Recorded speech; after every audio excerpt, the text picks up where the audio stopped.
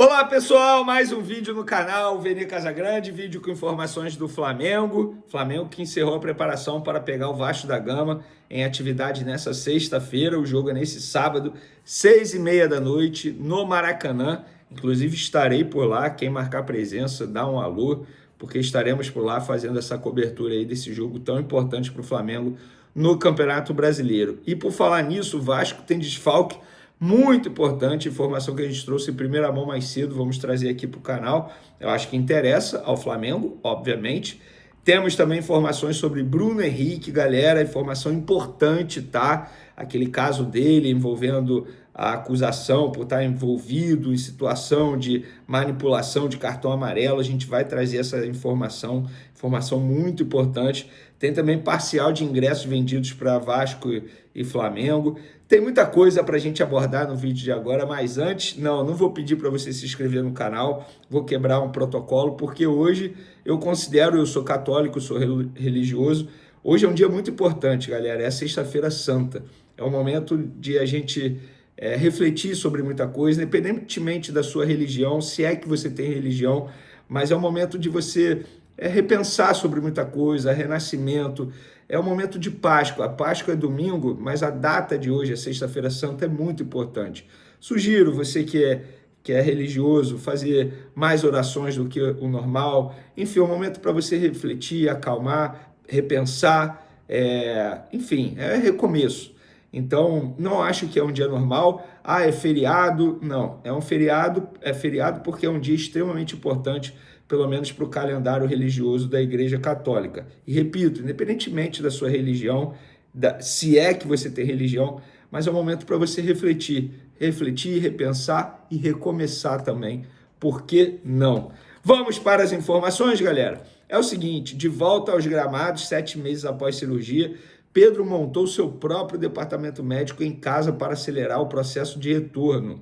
O atacante adquiriu todos os aparelhos necessários para fazer o trabalho de fisioterapia nos primeiros meses pós-cirurgia no joelho, mesmo já tendo à disposição a estrutura oferecida pelo Flamengo no CT Ninho do Urubu. Pedro tem acompanhamento de um fisioterapeuta particular desde 2021, que trabalha com ele semanalmente após os treinos do Flamengo.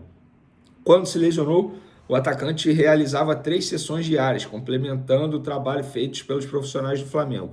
A evolução na recuperação era nítida desde o início.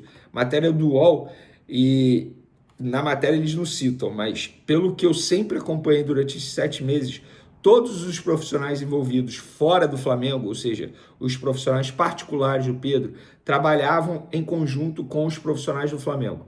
Teve mudança de diretoria, mas isso foi, como que eu posso dizer, foi contínuo. Nada parou, muito pelo contrário, foi tudo alinhado. Por que eu gosto de falar isso? Porque nos tempos de Jorge Jesus, a comissão técnica sempre falava isso comigo, a comissão técnica do Jorge Jesus, que vários profissionais tinham um educador físico, um preparador físico particular. Só que esse preparador físico particular não trabalhava em conjunto com os profissionais do Flamengo, o que atrapalhava. Por exemplo, muitos trabalhos que ele fazia, de repente, eram trabalhos que o clube já tinha feito. Então não havia necessidade de fazer. Então eu gosto sempre de mencionar isso. Porque o cara tem um profissional particular. Não, mas o profissional particular ele trabalha em conjunto com os profissionais do Flamengo. Há uma sinergia ali. E outro assunto. Essa semana eu comentei sobre a lesão do Neymar novamente, né? E a Fernandinha Maia até falou isso, é uma pena e tal, o cara precisa do corpo.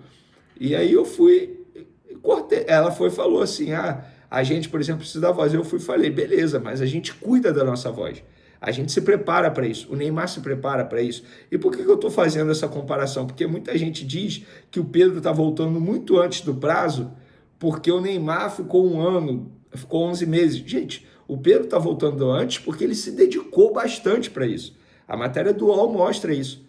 Comparar Pedro e Neymar, além disso, tem a idade, né? Porque o Neymar está com 32, 33 anos. Ele deveria se preocupar mais ainda em se cuidar. E ele não se preocupa. Então não é o Pedro que está errado. Talvez seja o Neymar que esteja errado. Entenderam a comparação? Tanto é que o Pedro montou todo um quartel, uma fortaleza em sua casa. Matéria importante aqui, tá, galera? Do UOL também, sobre Bruno Henrique, o caso dele. O Superior Tribunal de Justiça Desportiva, o STJD, não pretende, nesse primeiro momento, suspender o atacante Bruno Henrique do Flamengo de forma preventiva antes do julgamento. Atualmente, o presidente do STJD, Luiz Otávio Veríssimo, acredita que só deve punir o jogador para afastar um risco iminente. Isso porque, segundo o entendimento do STJD, o réu poderia cometer novas infrações e, com isso, seria necessário o afastamento do atleta. Porém, o caso de Bruno Henrique inicialmente não é visto dessa forma. Atualmente, a acusação no camisa 27 do Flamengo se refere apenas a um jogo específico e não a um esquema duradouro de manipulação de resultados. O processo criminal costuma ser demorado e, provavelmente, não tendo mais nenhuma infração, Bruno Henrique deve cumprir normalmente o seu contrato com o Flamengo. Pelo que eu soube nos bastidores do Flamengo, eles acham que isso vai se estender durante todo o tempo de contrato de Bruno Henrique com o Flamengo. Ou seja, que ele não será punido ou afastado durante esse período. O contrato dele vai até o fim do ano que vem. Então, o Flamengo, entre aspas, acompanha, mas tem esse entendimento aí nos bastidores de que o processo vai demorar bastante para ser resolvido. Então, enquanto isso, o Bruno Henrique segue à disposição do Flamengo. Inclusive, ele só vai sair de uma lista de relacionados se ele pedir, por entender que não tem cabeça. Isso não aconteceu contra o Juventude, dificilmente acontecerá contra o Vasco nesse sábado. Mas o Vasco da Gama tem um desfalque bem importante para pegar o Flamengo nesse sábado, galera. O Vasco da Gama já tem um elenco mais frágil, bem menos qualificado que o Flamengo, e vai perder o Payet. Ah, mas o Payet não é titular. Eu vejo muito torcedor vascaíno, quando eu publiquei a notícia no meu Twitter, no Instagram, @VeneCasagrande, podem me seguir lá porque eu publico tudo lá primeiro. Eu vi muitos comentários de vascaínos comemorando, isso aí não é desfalque, é reforço, aqueles comentários de sempre. Mas, gente, se o Coutinho, não é nenhum absurdo a gente pensar isso, se o Coutinho no primeiro tempo sente dores musculares, sente uma fadiga, sente algo, porque é algo que o Coutinho vem sofrendo bastante nos últimos anos, não só no Vasco da Gama. Quem entra no lugar dele? Era o Payet. Sem o Payet, entra quem? E aí o Carille vai ter que mexer em todo um esquema para poder suprir a ausência do Coutinho, caso ele se lesione, ou caso tenha necessidade de tirar o Coutinho por cansaço, desgaste físico durante o jogo. Então, desfalque extremamente importante para o Vasco da Gama para pegar o Flamengo. Eu considero o Flamengo muito favorito para esse duelo, independentemente de qual time entre em campo. Supondo que ele poupe o Arrascaeta. O Arrascaeta vai entrar no segundo tempo e vai poder mostrar serviço. Supondo que ele entre com o Michael e deixe Cebolinha no banco. Cebolinha pode entrar no segundo tempo. Ou vice-versa. O Pedro, por exemplo. Pedro não vai ser titular. Beleza, entra no segundo tempo, pode levar perigo ao gol do Vasco. Eu acho, e outra, o Vasco está muito mal treinado. Eu vi os dois últimos jogos do Vasco no Brasileiro, Sport e Ceará. O Vasco sofreu bastante com saída de bola. O Sport nem fez uma marcação muito alta. O Ceará também não. E o Vasco teve uma dificuldade absurda. O Flamengo faz uma marcação muito alta, intensa. Uma marcação muito sob pressão. Eu acho que o Flamengo vai tirar proveito dessa situação, porque é um dos pontos fracos do Vasco para pegar qualquer equipe, né? Atualmente com Carille. Um pouco mais de 25 mil ingressos foram vendidos até o momento, pelo menos a apuração até meio-dia, tá? A procura é baixa, obviamente o valor dos ingressos pesa bastante, a gente já levantou essa bola aqui.